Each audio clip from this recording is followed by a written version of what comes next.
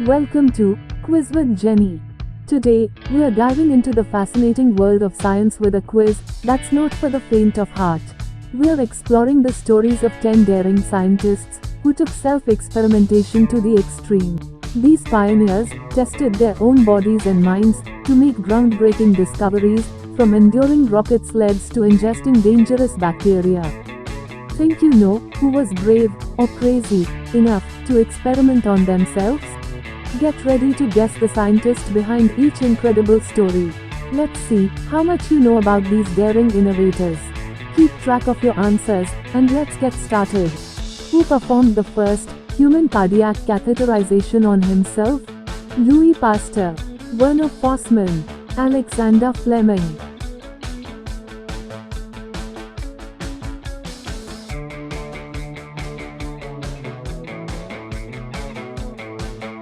Werner Fossmann. At just 25 years old, Werner Fossmann, a young German doctor, was determined to prove that cardiac catheterization could revolutionize medicine. His superiors didn't believe in his radical idea, so Fossmann decided to take matters into his own hands, literally. In 1929, he anesthetized his own arm, threaded a catheter into a vein, and guided it all the way to his heart.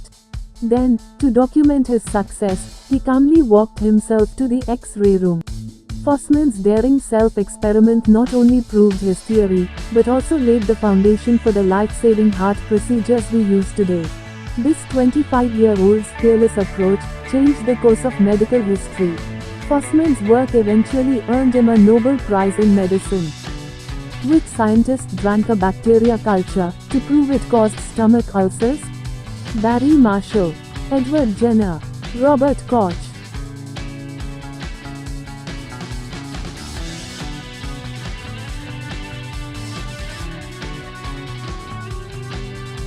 Barry Marshall.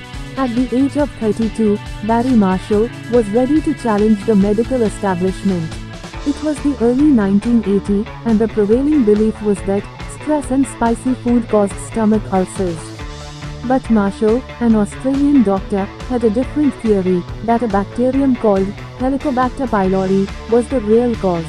To prove it, he did the unthinkable. He drank a culture of the bacteria, fully expecting to develop ulcers, in 1984. When he did, he treated himself with antibiotics, curing the ulcers and proving his theory correct. Marshall's bold move not only revolutionized the treatment of ulcers, but also earned him a Nobel Prize in 2005, alongside his colleague, Robin Warren. His audacious self-experiment remains one of the most famous in medical history.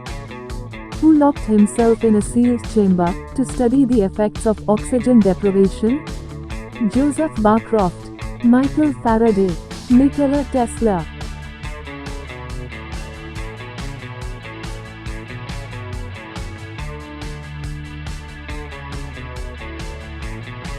Joseph Barcroft. At 44 years age, Joseph Barcroft, a pioneering British physiologist, was fascinated by the effects of oxygen, or lack thereof, on the human body, on the line to uncover the mysteries of human physiology. In the early 20th century, Barcroft was obsessed with understanding how humans react to different oxygen levels. To get the answers he needed, he didn't just conduct experiments on others, he became his own test subject. He would seal himself in airtight chambers with varying oxygen concentrations, and meticulously document the effects on his own body. His work was crucial in advancing knowledge about high-altitude sickness, hypoxia, and the body's response to different atmospheric conditions. Who tested the limits of human acceleration by strapping himself to rocket sleds?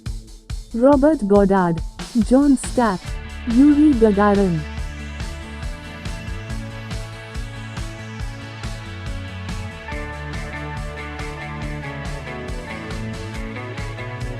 John Stapp.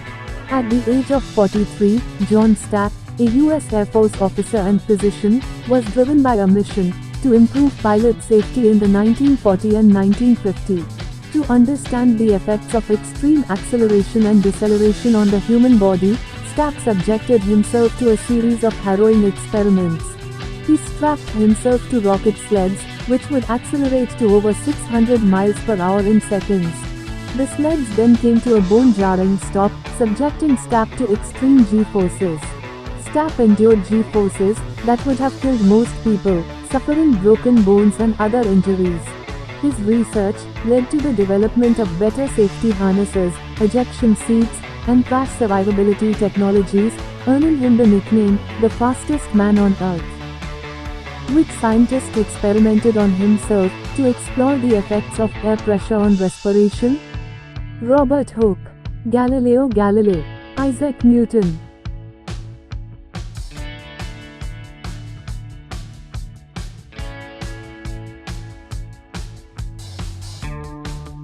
Robert Hooke. By the age of 30, Robert Hooke, an English polymath of the 17th century, made significant contributions to many scientific fields, including physics, biology, and astronomy. To better understand how air pressure affects respiration, Hooke conducted dangerous experiments on himself. Using primitive vacuum pumps, Hooke would remove the air from sealed chambers and observe how his own breathing changed as the pressure dropped. He would create low-pressure environments, sometimes using a vacuum pump to remove air, and observe the effects on his breathing and overall physiology. These self-imposed experiments weren't just daring, they were groundbreaking. These self-experiments helped advance the understanding of how air pressure and respiration are linked, laying the groundwork for later studies in respiratory physiology and the development of breathing apparatuses. Who tried to prove that yellow fever wasn't contagious by exposing himself to bodily fluids? Walter Reed, Stubborn Spurt, Louis Pasteur.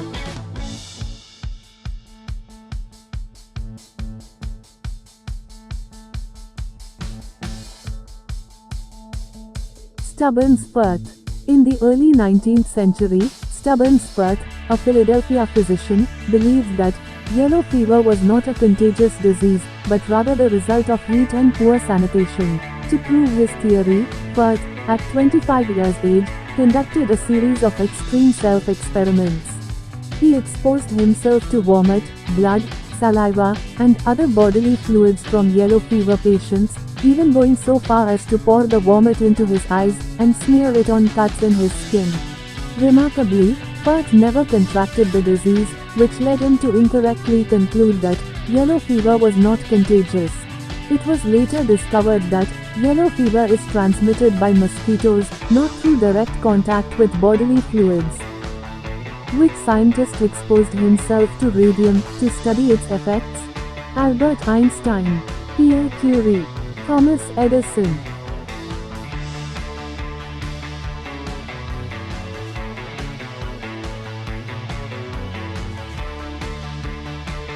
Pierre Curie.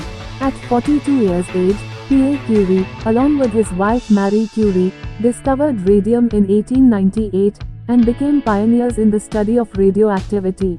To understand the properties and potential medical uses of radium, Pierre exposed himself to the element, even carrying vials of radium in his pockets and handling it directly. He documented the burns and other symptoms caused by radiation exposure, contributing to the early understanding of the dangers of radioactivity. Unfortunately, the long-term exposure to radiation took a toll on both Pierre and Marie Curie's health, leading to Pierre's early death in 1906 and Marie's death from aplastic anemia in 1934. Who inhaled nitrous oxide to test its effectiveness as an anesthetic? Horace Wells, Sigmund Freud, Wilhelm Röntgen.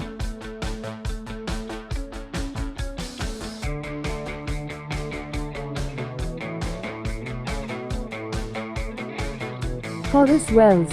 In the 1840s, Horace Wells, an American dentist, was searching for a way to perform painless dental procedures. He attended a demonstration where a man under the influence of nitrous oxide, laughing gas, appeared to feel no pain when injured. Intrigued, Wells, at 29 years age, decided to try the gas on himself during a dental extraction. After experiencing little to no pain, Wells realized the potential of nitrous oxide as an anesthetic. Although his early attempts to demonstrate the gas's effectiveness were not always successful, his work laid the foundation for modern anesthesia, revolutionizing surgery and dental care. Who tested the effects of decompression and poisonous gases on himself? Charles Darwin, J.B.S. Haldane, Gregor Mendel.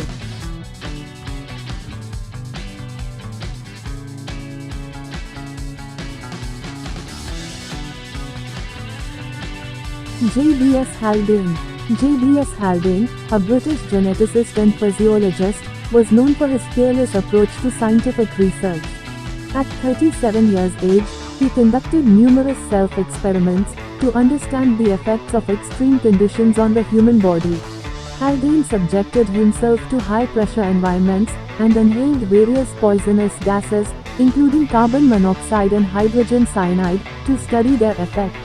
His research was crucial during World War II, had significant implications for military and diving safety, particularly in the development of gas masks and protocols for dealing with toxic environments that protected soldiers from deadly chemicals.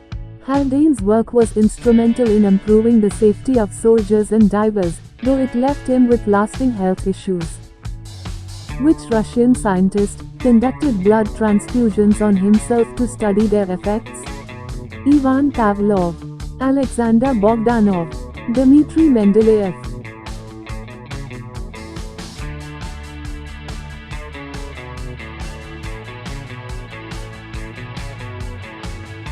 Alexander Bogdanov. Alexander Bogdanov, a Russian physician, philosopher, and revolutionary, believed in the rejuvenating potential of blood transfusions. In the early 20th century, Bogdanov, at 55 years age, performed multiple blood transfusions on himself, hoping to discover a way to extend life and improve health. He even claimed that the transfusions improved his eyesight and cured his baldness. However, in 1928, Bogdanov transfused blood from a student suffering from malaria and tuberculosis into his own body, which led to his death. His tragic end highlighted the risks of self-experimentation and the importance of understanding blood compatibility. How did you do? Did you guess the right scientists behind these amazing stories of courage and discovery? Let us know in the comments how many you got right. If you enjoyed this quiz, don't forget to hit that like button, subscribe to Quiz with Jenny, and ring the notification bell so you never miss out on our fun and educational quizzes. We've got plenty more challenges and brain teasers coming your way.